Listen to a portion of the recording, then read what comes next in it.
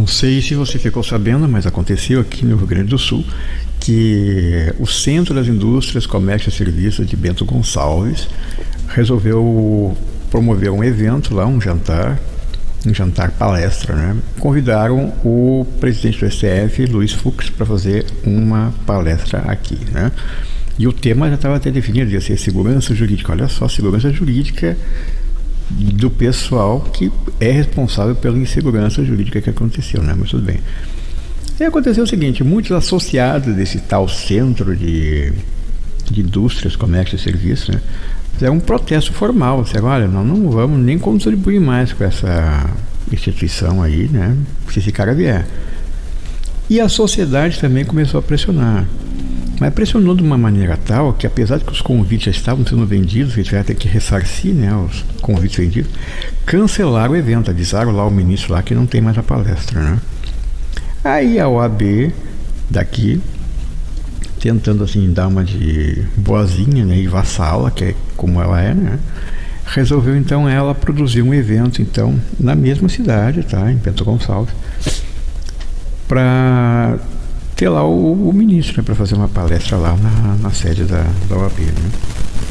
E aí a sociedade voltou, né, os seus canhões lá para a OAB, pressionaram de um jeito tal que daqui a pouco a OAB emite uma nota lá anunciando que o evento foi cancelado, tá? E comunicaram lá o ministro lá, né, que não vai ser possível, né, realizar o evento. Então você veja o que é a situação desses sujeitos aí do STF. Eles não podem sair na rua.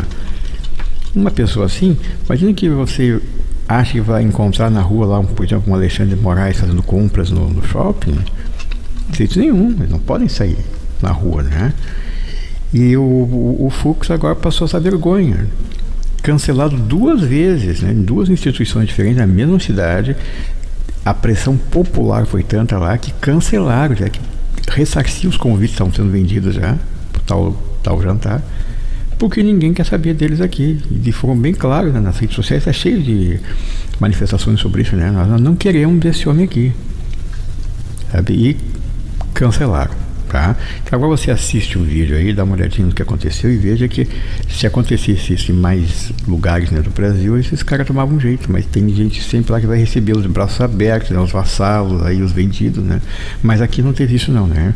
Que Bento Gonçalves botou na parede lá, né? Olha, se trouxer esse cara pra cá, nós vamos cair fora dessa instituição aí, né? Desse centro das indústrias aí. Tá? Então, olha aí, ó, assiste o vídeo aí, tá? E deixa o comentário, tá? Eu sempre gosto de saber o que você pensa. Assiste aí. E o Centro da Indústria, Comércio e Serviços de Bento Gonçalves, no Rio Grande do Sul, cancelou uma palestra com o ministro do Supremo Tribunal Federal, Luiz Fux, devido à revolta e pressão de vários empresários que patrocinam a entidade. Desde a última segunda-feira, os cidadãos e empresários que apoiam o presidente Jair Bolsonaro manifestaram-se nas redes sociais anunciando que iriam boicotar o evento e as empresas que bancassem a vinda do magistrado. A entidade então emitiu uma nota breve informando o cancelamento do evento, mas sem falar sobre os motivos. Luiz Fux também iria palestrar na subseção da OAB em Bento Gonçalves, mas o encontro também foi cancelado. Em comunicado que circula nas redes sociais, um advogado diz que a palestra foi cancelada por questões de segurança. O deputado federal Bibo Nunes falou sobre a negativa do povo ao ministro do STF e afirmou que eles não podem andar nas ruas nem em shoppings. A reação da comunidade foi tão forte que suspenderam a palestra. Suspenderam porque, redes sociais, faixas na rua, todo mundo protestando. Ana Fachin, do jornal lá, protestando em Bento Gonçalves, o Joel Bolsonaro em Bento Gonçalves, todo mundo a mil contra. O que aconteceu? A OAB resolveu bancar. Então deixa que nós vamos fazer a palestra do presidente do STF aqui em Bento Gonçalves. Aumentou ainda mais a repulsa, a ida do presidente do STF ao Rio Grande do Sul. O que aconteceu? Cancelaram pela 2ª vez a palestra do ministro-presidente do STF. Quando eu digo, então, que eles não têm condições de andar nas ruas, nem em shoppings, nem irem ao cinema, é porque a população está revoltadíssima com as atitudes da maioria dos membros do STF. Abre esse giro com você, Roberto Mota. O que achou dessa decisão, Mota, das duas entidades cancelando as palestras, as aparições do ministro Luiz Fux? Brown, é um episódio interessante que pode ajudar a lançar luz sobre o momento que o Brasil vive. A liberdade de expressão é um direito de todos, inclusive de ministros, garantido pela Constituição, mas nós temos visto nos últimos tempos que esse direito não tem sido garantido a todos os brasileiros. Nós vimos casos de pessoas que foram processadas, presas, perseguidas pelo que disseram. Isso tem criado um mal-estar na sociedade, um sentimento que é uma mistura de medo com indignação. E esse sentimento não está só entre os apoiadores do presidente Bolsonaro. Esse sentimento é compartilhado por todas as pessoas de bom senso. Manifestações de opinião pública, de rejeição, de aprovação, fazem parte do jogo democrático. E quem não quer se sujeitar a essas manifestações não deve entrar para o jogo político. Essa talvez seja a grande lição desse episódio. Há poderes da República que não devem fazer política. Esses poderes devem ser neutros e ter como missão guardar a Constituição e apenas isso. Você, Zé?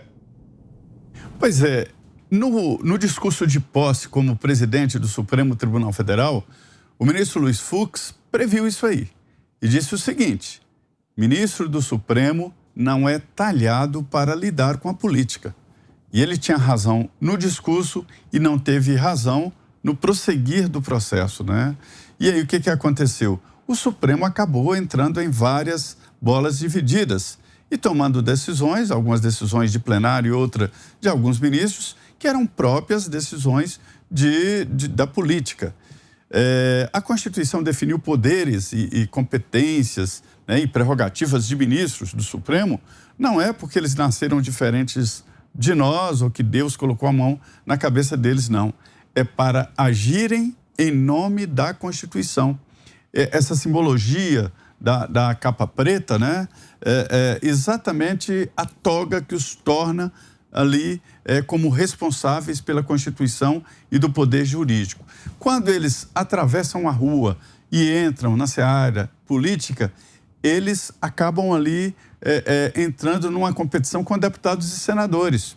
Só que na política existem aliados e adversários. E é isso que está acontecendo. Eles entraram, foram para o parquinho brincar, agora tem que aguentar o que vem depois.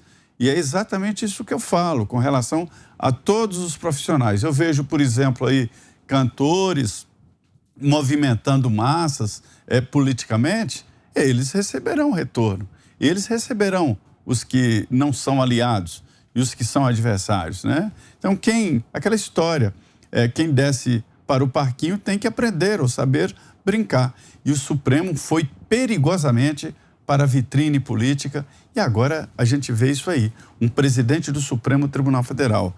Eu já fiz algumas palestras em reuniões de magistrados em que eles ficam nas dúvidas ali de chamar ou não ministros do Supremo. A impopularidade está até entre os juízes, né, que seriam tradicionalmente seus aliados. Você, Ana? Vitor, vou falar aqui umas aspas. Eu acho que a nossa audiência vai saber quem disse isso. Quem não quer ser criticado, quem não quer ser criticado, não quer ser satirizado, fique em casa. Não seja candidato, não se ofereça ao público, não se ofereça para exercer cargos políticos. Essa é uma regra que existe desde que o mundo é mundo. Querer evitar isso por meio de uma ilegítima intervenção estatal na liberdade de expressão é totalmente inconstitucional. Fecha aspas, senhor ministro do STF, Alexandre de Moraes. É isso, eles não podem reclamar agora que estou sendo criticado, né? De acordo com o colega do ministro Fux, quem não quer ser criticado, não quer ser satirizado, fique em casa. Isso que está acontecendo, Vitor, só é possível por causa da liberdade de expressão, por causa das novas praças públicas, as redes sociais, os aplicativos de mensagem, as plataformas digitais, onde as pessoas se comunicam. O brasileiro está mergulhado na política, nós temos falado muito sobre isso aqui. O brasileiro está apaixonado por política, não apenas para entrar, ficar por dentro dos debates e entender o que está acontecendo. O brasileiro quer mudar o Brasil. O brasileiro entendeu e está entendendo mais ainda as ferramentas que a esquerda americana usa, que a esquerda na Europa usa, e que isso chega no Brasil, a demonização de certos candidatos, de certos políticos, a vontade de censurar e de calar o povo, muitas vezes por decretos inconstitucionais, mas também por projetos de lei, como o PL 2630, que o senhor Arthur Lira colocou sob caráter de urgência e que nós temos que ficar de olho, porque ele vai colocar mais uma vez. O povo está falando demais, está gostando demais de política, está entendendo os pormenores, os detalhes, né? E o Fux, que fez um discurso que nós elogiamos aqui nos Pingos, quando ele foi alçado aí à presidência do STF, disse que a corte, o tribunal deveria sair um pouco dos holofotes, falar mais nos autos, ser mais discreto, entender que a população brasileira não estava gostando desse narcisismo, ele não falou nessas palavras, né, mas desse narcisismo da corte, de ficar toda hora aparecendo, intrometendo, e ele enganou, foi muita gente, não é, Vitor? Porque não há nenhum ministro ali, pelo menos até agora, que queira sair dos holofotes, que queira deixar o STF fora dos holofotes, que queira, inclusive, salvar o STF dessa total falta de credibilidade que a Corte tem hoje perante o brasileiro.